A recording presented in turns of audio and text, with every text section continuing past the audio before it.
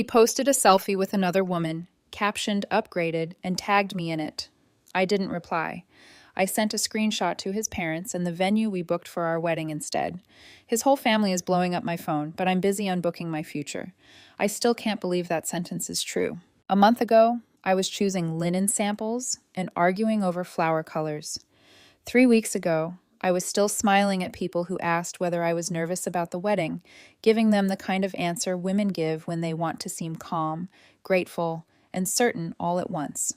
I thought I was all three. I thought I had found the kind of love that made the future feel steady, organized, and safe. Now I know how quickly a life can split in two. My name is Elena Hart, and I'm 28 years old. Until recently, I was supposed to marry a man named Nathan Cole, who was 26 and very good at making chaos sound professional. We had been together for 2 years, engaged for 6 months, and scheduled to get married in 3 more. Everything was booked: the venue, the photographer, the caterer, the florist, the band. Deposits were paid, dates were set, and both families were already talking as if the ending had been decided for us. I thought we were solid. That is the part I keep coming back to, not because I was naive enough to believe relationships were perfect, but because I genuinely thought we were building the same life. We had routines, shared bills, a wedding spreadsheet, and an apartment with both our names on the lease. We had grocery lists on the fridge, half-finished honeymoon conversations, and all those small domestic habits that make commitment feel real. There is something uniquely humiliating about realizing the future you were carefully building had already started becoming content in someone else's hands. Nathan worked in social media management. He handled branding and strategy for online personalities, which meant he was always on his phone, always tracking engagement, and always talking about reach, tone, visibility, and audience behavior. I got used to hearing words like traction and conversion over dinner. It never bothered me much. That was his world. I worked in software development, which meant my job had its own language too. We were both used to careers that sometimes followed us home. That was never the problem. The problem started when he began working with a new client. Her name was Vanessa Vale, a fitness influencer with a fast-growing audience and the kind of online presence designed to keep people looking longer than they intended to. Nathan mentioned her casually at first. A new campaign here, a strategy call there, a branded rollout he was excited about. I didn't think much of it. His job involved ambitious people, and ambitious people always came wrapped in urgency. Then he started talking about her more often. Vanessa is really driven, he told me one night, scrolling through metrics while I sat on the couch with our wedding binder open in my lap. She knows exactly how she wants to position herself. That sounds good for you, I said. Just don't let one client take over your whole life. He looked up and smiled. I won't. Honestly, it's kind of fun. She has big ideas. It wasn't what he said. It was how easily he lit up while saying it. After that, I started noticing things I couldn't quite accuse him over, but couldn't ignore either. He was on his phone more than usual, not just working, but smiling at messages he didn't explain. He started taking late calls on the balcony. He began coming home with the distracted energy of someone whose body had returned, but whose attention was still somewhere else. A week later, he told me he was going to Vanessa's gym. For work, he added quickly, before I could say anything. I looked up from the kitchen counter, where I had been rinsing fruit into a bowl. Since when does social media management require going to a gym? He gave me a patient smile, the kind that makes you feel as if you're already behind on a conversation he understands better than you do. Since branding stopped being just about posting pictures, I need to understand her audience, her tone, her lifestyle. It's research. I dried my hands on a towel and watched him grab his keys. Research. Yes. He kissed my cheek on the way out. Authenticity matters. That word stayed with me after the door closed.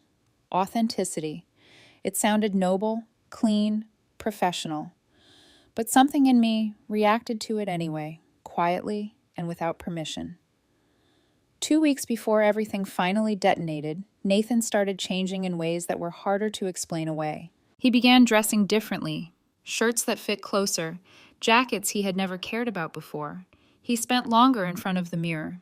He bought a new pair of sneakers, and said he needed them because Vanessa's brand was expanding into lifestyle content, and sometimes he had to appear in behind-the-scenes clips.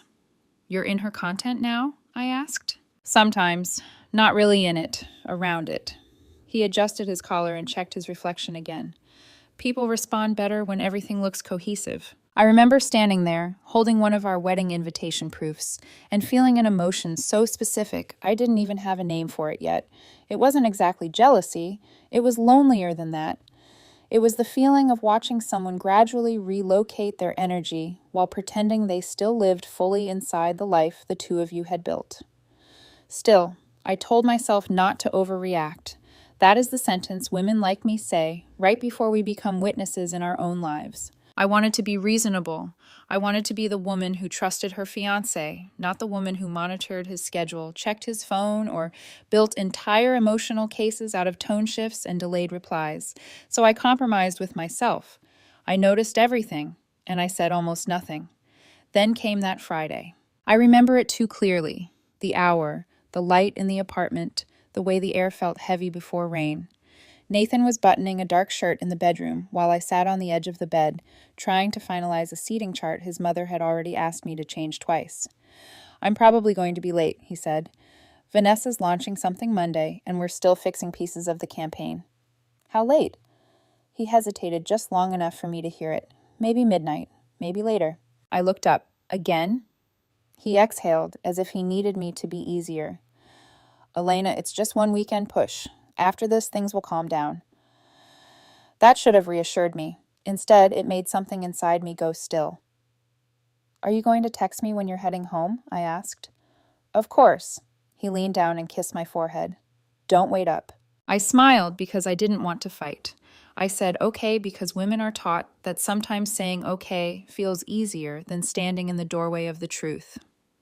After he left, the apartment felt larger than it should have.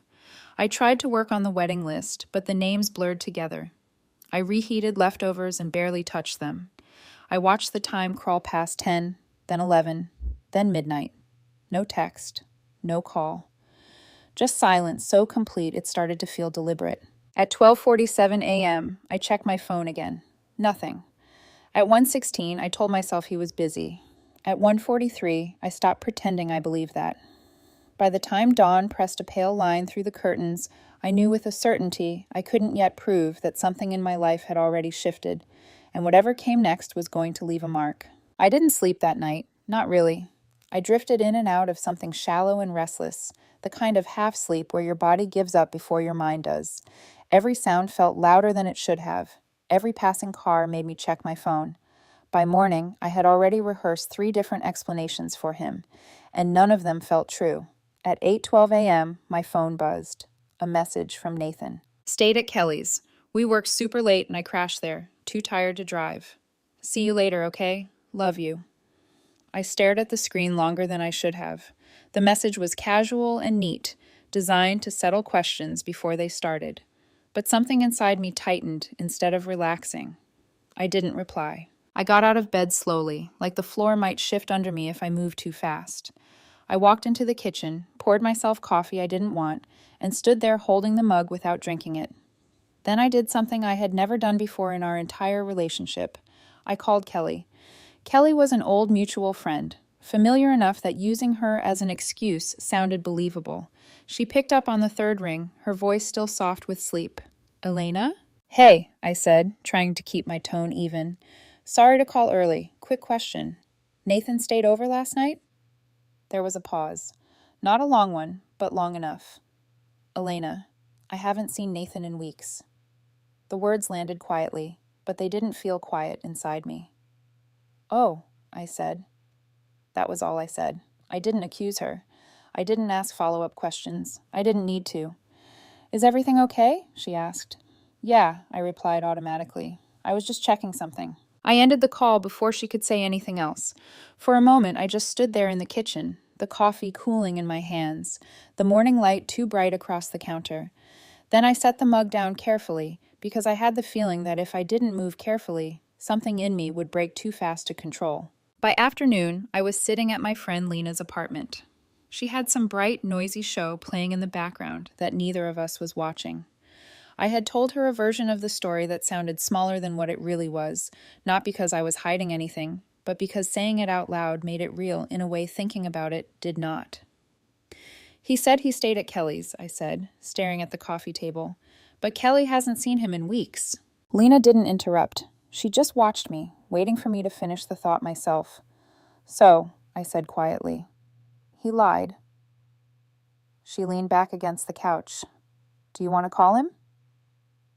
I shook my head. Not yet. I wasn't ready for whatever version of the truth he would try to sell me.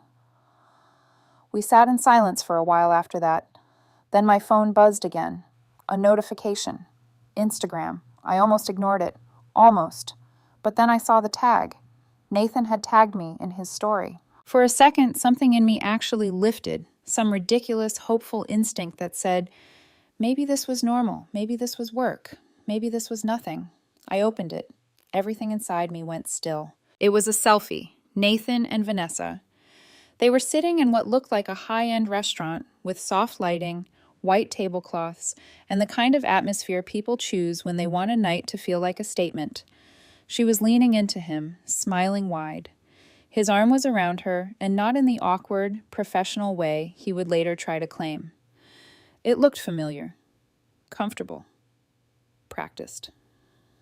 Then I read the caption, upgraded, a heart emoji beside it. My name was tagged right underneath, not hidden, not subtle, placed exactly where I would see it and where everyone else would too.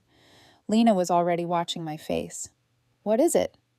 I didn't answer. I just turned the phone toward her. She leaned forward, and her expression changed the second she saw the screen. Elena. That was all she said, but it was enough. My body reacted before my thoughts caught up. My fingers tightened around my phone. My jaw locked. My chest felt strangely empty. Not heavy, not shattered, just empty, like something had been removed so cleanly there wasn't even pain yet. Is that real? Lena asked quietly. I nodded once. Are you going to call him? That question again, that instinct, confront him, demand an explanation, react. I looked back at the screen, at the caption, at the deliberate cruelty of it. He hadn't just disrespected me, he had announced it. Worse than that, he had made sure I would see it.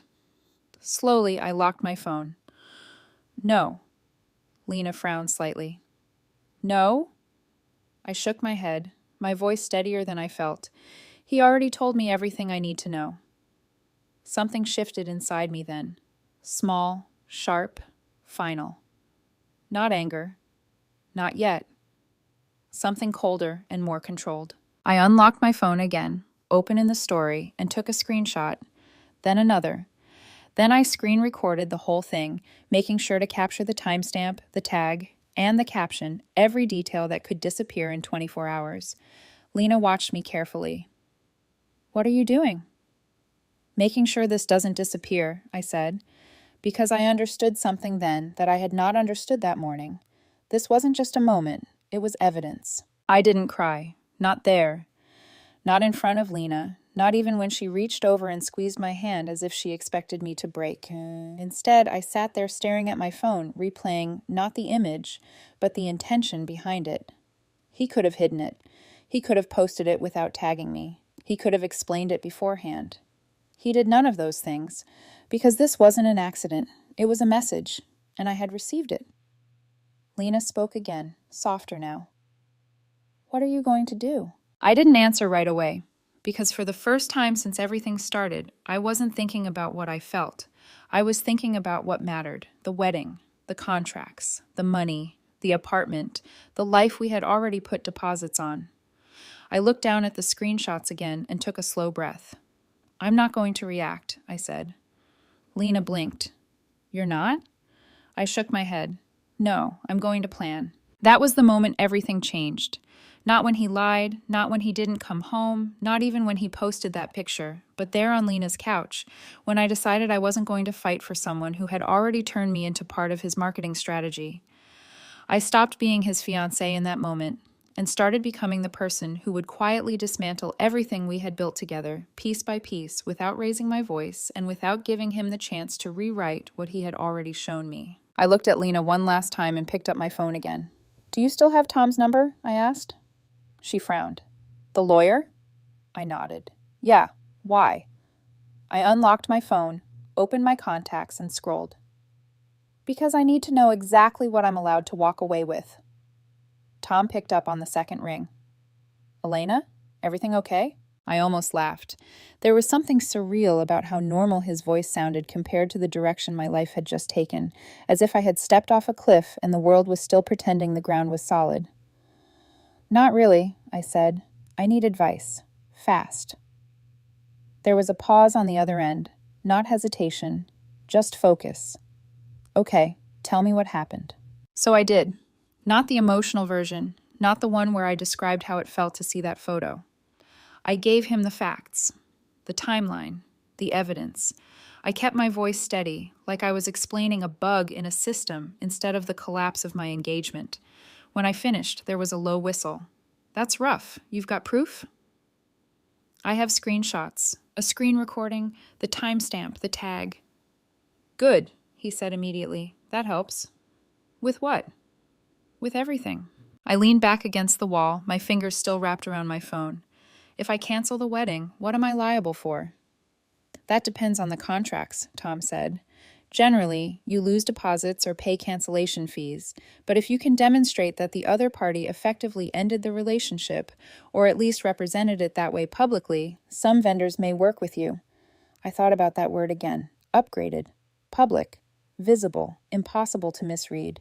What counts as proof? I asked. Elena, Tom said, a note of dry disbelief entering his voice. A tagged post implying he replaced you is about as clear as it gets. Something in my chest tightened, but not in the same way it had before. This wasn't pain. It was clarity. So I should send that to vendors? Yes. Stay calm. Stay factual.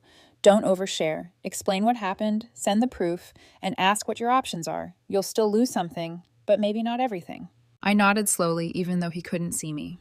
Okay. And Elena? Yeah? Don't call him yet, Tom said. You're in a stronger position if you act first. A small, almost invisible smile touched my lips. I wasn't planning to. The first call I made after Tom wasn't to a vendor. It was to Nathan's father. His name was Michael Cole, and out of everyone in Nathan's family, he had always been the one who made me feel as if I already belonged there. He had helped with some of the wedding expenses and insisted on covering part of the venue as his contribution. If anyone deserved to know the truth before things started unraveling, it was him. He answered quickly. Elena, hey, I was just talking about you yesterday. How are the wedding plans coming along? For a second, I couldn't speak, because hearing that version of reality, the one where everything was still intact, felt like looking at a photograph of something that had already burned down. I need to show you something, I said finally. My voice didn't shake. Of course. What's going on? I'm sending you a screenshot. Just look at it first. There was a brief silence as I sent the image. Then nothing. 5 seconds. 10. 15. When he spoke again, his voice had changed. Elena, what am I looking at? That's Nathan, I said quietly, with his client. And the caption? I think it speaks for itself. Another pause, longer this time. Is this a joke? He asked, though he already knew the answer. No. He's getting married in 3 months. Not anymore, I said. The words landed between us, heavy and final. Elena, I don't understand. Have you talked to him? No. Then don't do anything yet. Let me call him. There has to be some explanation. There is, I said gently. He posted it. Silence, because there really wasn't anything else to add. I'm sorry you had to find out like this, I continued, but I thought you should know before I start canceling things. Canceling? Elena, wait.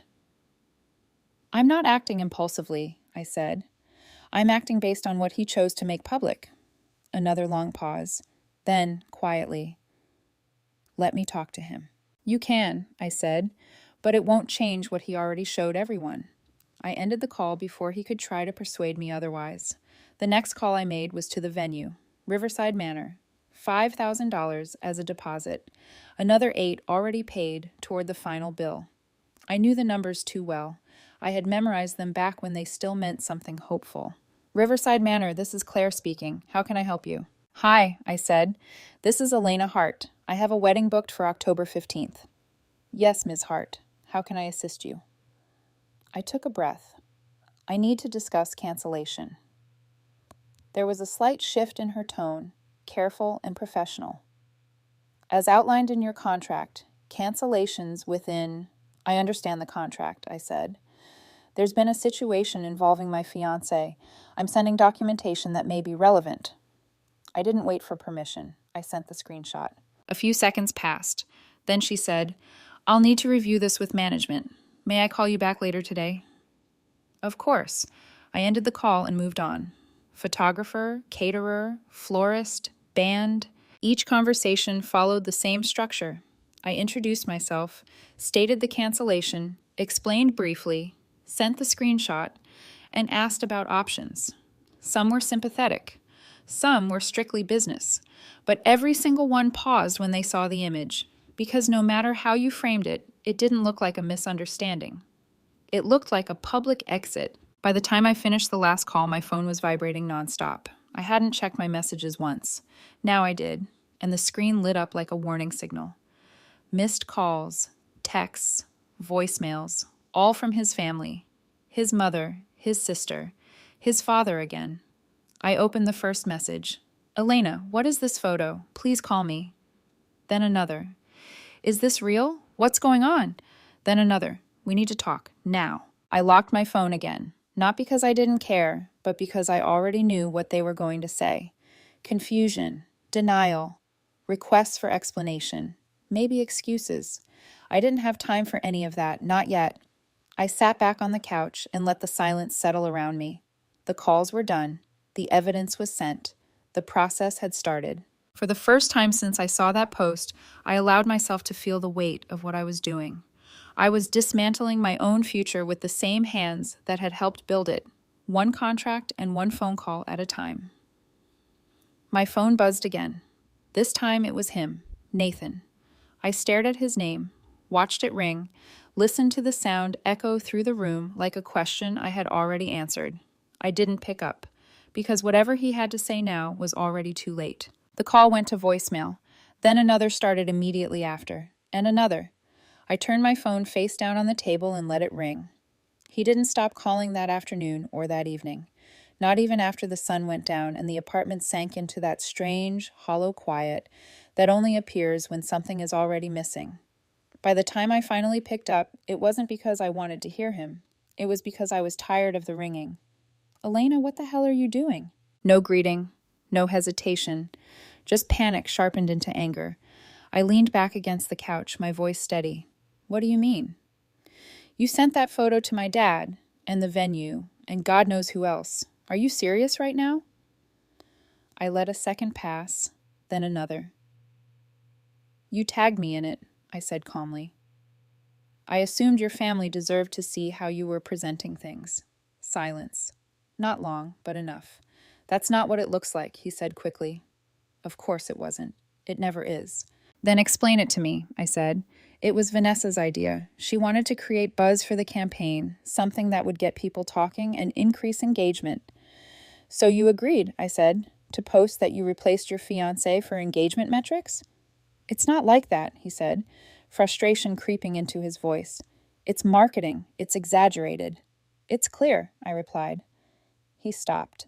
For the first time since the call started, he didn't have a quick answer. It was just a caption, he said finally, softer now. It didn't mean anything.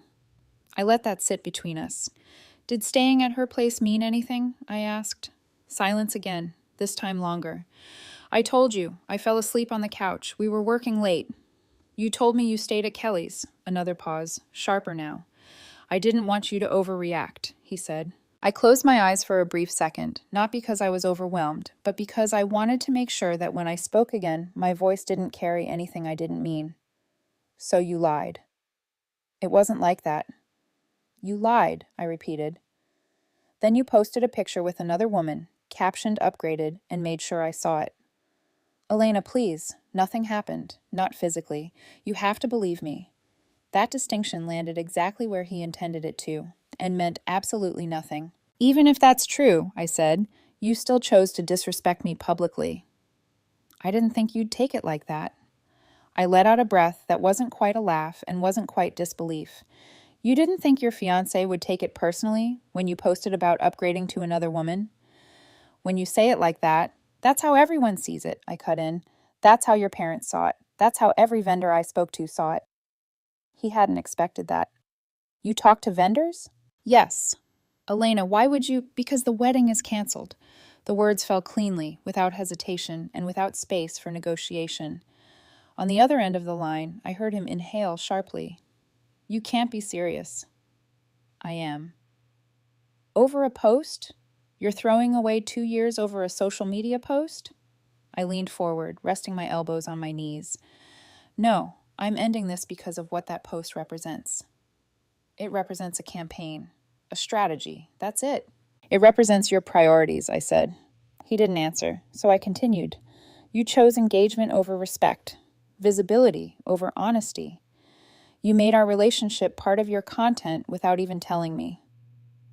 It wasn't supposed to hurt you. That's the problem. You didn't think about me at all. That landed. I could hear it in the way his breathing changed. Elena, please, he said, softer now. I can fix this. I shook my head even though he couldn't see me. No, you can't. I'll delete the post. I'll drop Vanessa as a client. I'll do whatever you want. I don't want anything, I said. That stopped him. I want this to be over. There it was. Clear. Final. You don't mean that. I do. Come on. We have a wedding in 3 months. Everything is planned. Our families found out the same way I did, I said. Through your post. That's not fair. No, I said quietly. What isn't fair is being turned into a punchline for your audience. Another silence stretched between us. Heavy. Unavoidable. I made a mistake, he said finally. That word again. Mistake. A word meant to shrink everything into something accidental and manageable.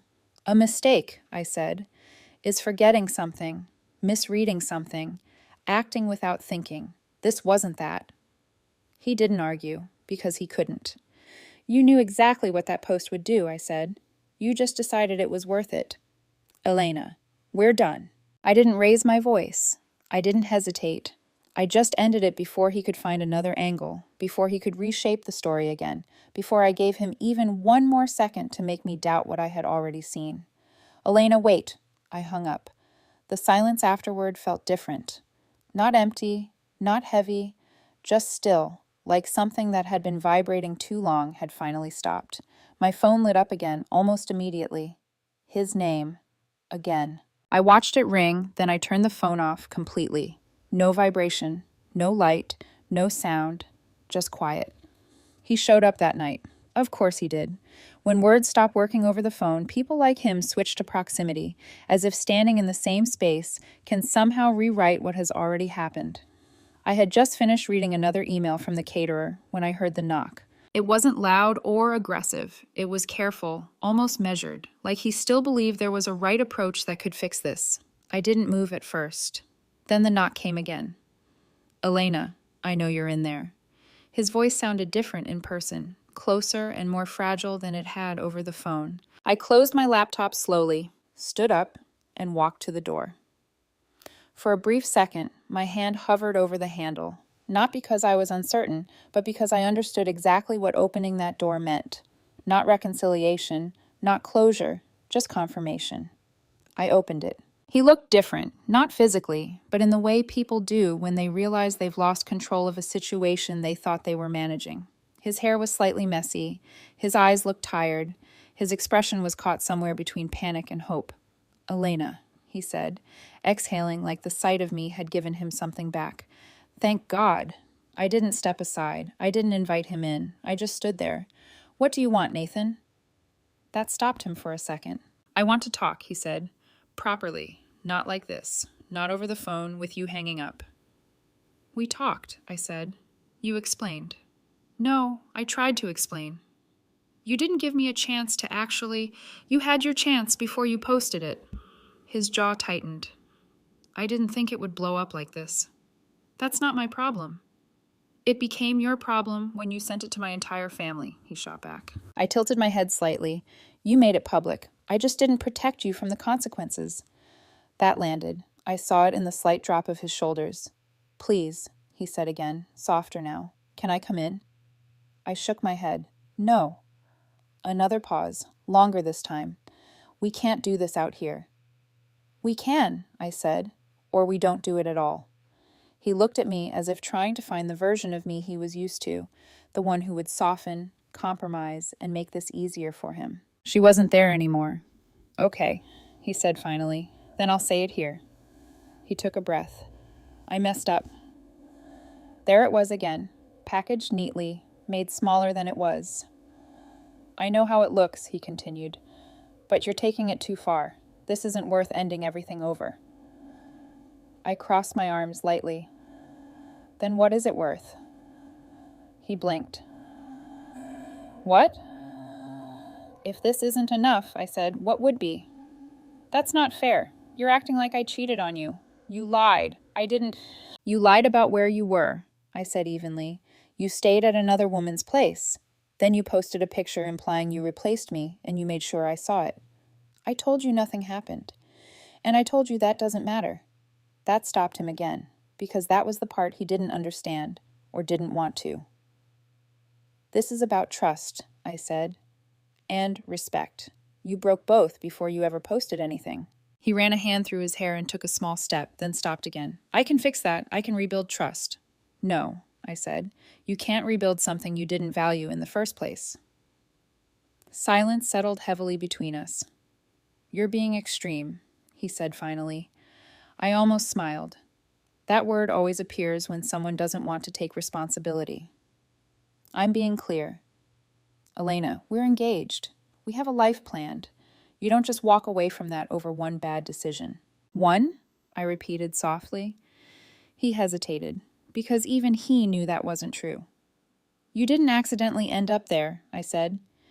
You didn't accidentally lie. You didn't accidentally post that. Every step was a choice. I didn't think it would hurt you like this, he said again, weaker now. That's the point, I replied. You didn't think about me at all. He went quiet after that, not because he had nothing left to say, but because he was running out of ways to say it. He tried one last time. I'll delete everything. I'll cut ties with Vanessa. I'll tell everyone it wasn't real. I'll fix it. I looked at him for a long moment, really looked at the man I had planned to marry, the man who had stood beside me while we chose venues and menus and future plans, the man who still thought all of this could be reversed with the right promises. I don't want you to fix it, I said quietly. He froze. I want it to be over. The words hit harder face to face than they had over the phone. You don't mean that, he said again, but there was no conviction left in it. I do. Elena, I've already canceled the venue, I said. That did it. What? I've spoken to the vendors, most of them.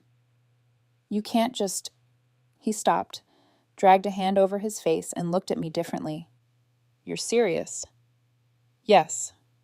A long silence stretched between us, and for the first time I saw it clearly. Not anger, not frustration. Fear. Because he understood now that this wasn't a reaction. It was a decision. You're really ending this, he said quietly. I already did. He stood there for a while after that, as if staying still might somehow delay the finality of the moment. Then he nodded once, slow and resigned. I didn't think you'd do this, he admitted. I didn't answer. There was nothing left to explain. He stepped back once, then again. Elena, I'm sorry. I held his gaze, and for the first time since he arrived, I believed that part, but it didn't change anything. I know, I said. Then I closed the door.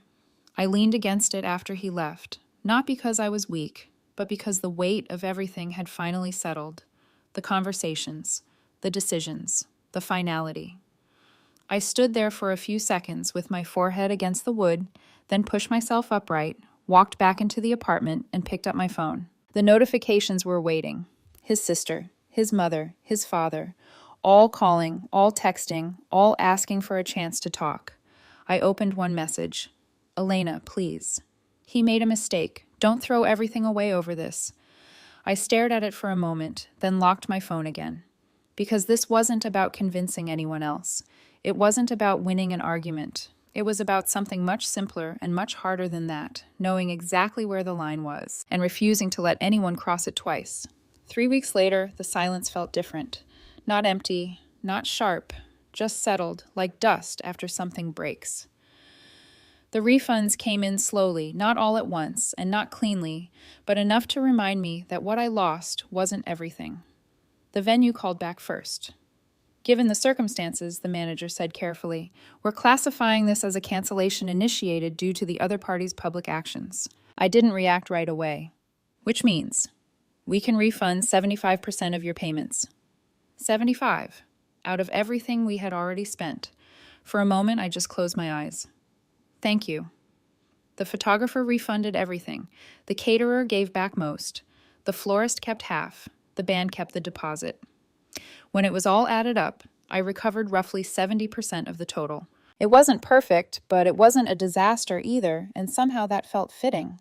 Nothing about what happened was clean, but it also didn't destroy me. The apartment was harder.